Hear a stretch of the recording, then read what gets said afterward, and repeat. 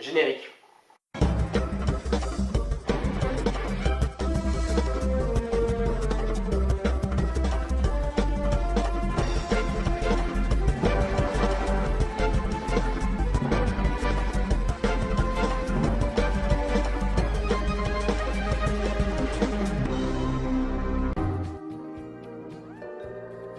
On connaît désormais le titre du court-métrage qui précédera Moana en salle. Oui, je dis Moana et pas Vaiana, la princesse du bout du monde, mais ce n'est pas le sujet. Il s'agira d'Inner Workings, qui raconte l'histoire du combat intérieur que se livre chez un homme le cerveau, protecteur pragmatique qui calcule le moindre mouvement, et le cœur, aventurier qui rêve d'une liberté sans limite. Il combinera animation CGI et animation traditionnelle, et sera présenté en avant-première à Annecy le 17 juin prochain. Les nombreux projets live-action des Walt Disney Studios se confirment dans un communiqué spécial, faisant le point sur l'agenda riche qui attend le label Disney jusqu'en 2019. 5 dates sous le nom de Contes de Fées viennent s'ajouter aux 2 dates déjà officialisées et prévues pour les Contes de Fées également. Rappelons qu'il s'agit là de dates de sortie aux États-Unis et qu'elles peuvent être soumises à plusieurs changements au cours du temps. Entre Dumbo, Pinocchio, Clochette, Maléfique 2 ou encore Cruella, quel est le remake que vous attendez le plus ? Tokyo Disney Resort lève le voile sur les grandes lignes de ses plans de développement prévus pour l'année fiscale 2020. Une nouvelle zone dédiée à la Belle et la Bête qui inclura le château de la Bête, où les visiteurs embarqueront à bord de places enchantées qui virevolteront au rythme de la célèbre musique du film et suivront Belle dans une aventure musicale romantique à l'intérieur du château enchanté, mais également le village de Belle et son père Maurice. Ensuite, une toute nouvelle salle de spectacle verra le jour près de l'attraction Space Mountain.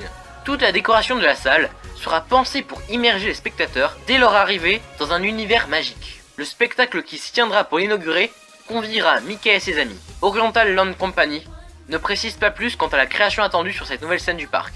Puis, Baymax, des nouveaux héros, aura son attraction. N'ayant pas encore d'intitulé officiel, elle ouvrira à Tomorrowland entre le Miniland, la Belle et la Bête et la nouvelle salle de spectacle Disney. Son thème reprendra plus l'aspect supra-technologique de San Francisco et donc l'univers futuriste de la robotique qui en découle. Une boutique très spatiale sera également construite avec l'attraction. Le Land Toontown, quant à lui, recevra une toute nouvelle photolocation pour la sublime Minnie Mouse. Du côté de Tokyo Disney Sea, le parc accueillera une nouvelle attraction du côté de Mediterranean Harbor, qui n'est autre que Soarin'. Cette nouvelle expérience regroupera à la fois des scènes originales de la célèbre attraction américaine, mais également de nouveaux plans de la nature sur Terre. Tout cela en 2020. L'information est désormais officielle. Le film, The Inhumans, a été provisoirement retiré du planning. Lors de son annonce, le film Inhumans avait été annoncé pour une sortie américaine le 2 novembre 2018 et une sortie française le 31 octobre 2018. Marvel avait ensuite décalé le film d'1 an suite à l'intégration du film Spider-Man sur le planning. Cette fois, il semblerait que ce soit le 5e opus d'Indiana Jones, annoncé pour 2019, qui chamboule une nouvelle fois le planning du film, The Inhumans, qui ne devrait désormais pas arriver avant le début de la phase 4. Attendez-vous ce film avec impatience ? Marvel Television, Disney et Netflix viennent d'annoncer la production future d'une saison 1 pour la nouvelle série dédiée au Punisher, une série spin-off de Daredevil. Loin d'être un personnage schématisé, sa complexité, son charisme et le talent de son interprète, Jon Bernthal, auront eu raison des exécutifs de Netflix qui commandent donc une première saison explorant l'univers de Frank Castle.